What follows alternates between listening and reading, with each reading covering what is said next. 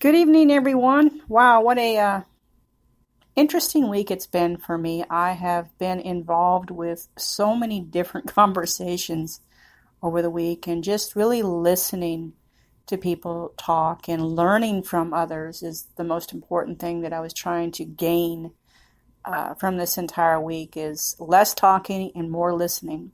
And I think, with that being said, it offers me the opportunity to not only grow spiritually, but from a personal space as well, to be able to really dissect what I have been listening to and filter through some of the things that I believe in, some things that will work for me and what have you, or whatever the case may be. But I really want to talk about so many subjects this evening, but I'm going to try to just narrow it down to what's really important, and that is relationship to thyself. That has got to be one of the hardest things, I think, for people to comprehend, to master, to even acknowledge, is to have that personal space, that personal relationship with yourself. And, it's the old saying goes that if you can't love yourself, if you can't be okay with being with yourself, and or you're trying to pretend to be somebody that you're not, you can't possibly have a healthy relationship, whether it be short term or long term, with another human being. It might work maybe temporarily until the person gets to know the real you, the authentic you. And at some point, we get tired of lying to ourselves. We get tired of lying to other people or trying to cover up things because we've got lost in so many of our fantasies that we forget who we really truly are. And, that in itself creates so much turmoil in a relationship. And let me say this for the record.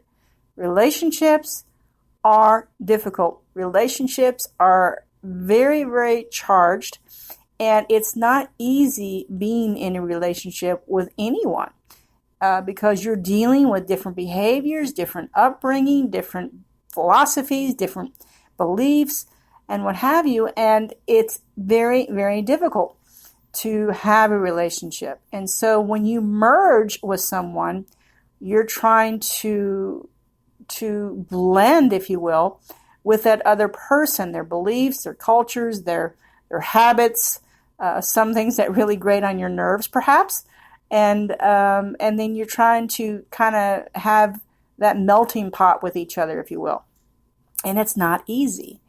But the one thing that I have learned over the last decade, and especially over the last 2 years, is that it is very imperative that we stand as an individual.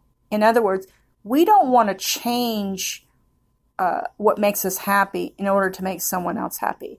Because the minute that we do that, we are not loving ourselves in a way that God wants us to love ourselves, And we definitely are not loving the other person by pretending to be happy either. And it's not being authentic with the person that we're with. And so, the first thing that I must say is that it's never easy, but it's doable and attainable.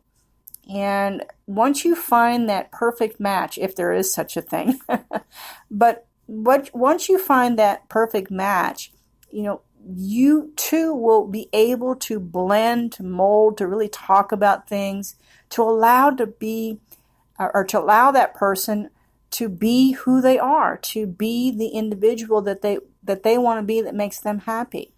Now, there is such a thing called compromising, of course, when we're in marriages and we have kids, and we have to compromise in that marriage, and we have to compromise in certain situations. That is a given. But you never, ever, ever, ever want to give up who you really are from the core foundation of who you are, of which makes you happy. Because the minute that you do is the minute that you're going to resent that person down the road. And trust me when I say this, I'm speaking from experience, and I've witnessed so many people in my life get divorced, break up, because they become so toxic with each other that they forget who they really are, and they walk away from that core person, and that makes them happy. You know, a lot of people will put aside their own happiness to make somebody else happy. That may work short term, but in the long run, y'all, it doesn't work, and it will never work. And it is a deal breaker because resentment sets in, and there's so many things that set in that scenario. So, that was one of the topics that I was listening to this evening, and it touched home with me because I'm so guilty of being in relationships in the past where I was trying to make the other person happy and doing everything against my beliefs and my happiness just to make the other person happy. And in the long run, it just didn't work out for me. And it wasn't fair to the person that I was with. And, and so truth and being authentic and being honest is so imperative in any relationship, whether it be platonic, whether it be a coworker, or just a general relationship with humanity. It's just so important to be who you are and what makes you happy. Because at the end of the day, you are the one that has to look at yourself in the mirror, right? Absolutely, at the end of the day, that is the person that you're going to go to bed with. That's the person that you're going to wake up with. That's the person that you spend the most time with is yourself. You can't get away from that. So, the philosophy and the whole moral of this short podcast is that, always try to make sure that you really truly love yourself unconditionally. God created you to be that loving, gentle, kind soul to yourself, not just to the person that you're with or the friend that you're with or the coworker that you're with, but genuinely love yourself unconditionally. Thanks for listening, y'all. God bless.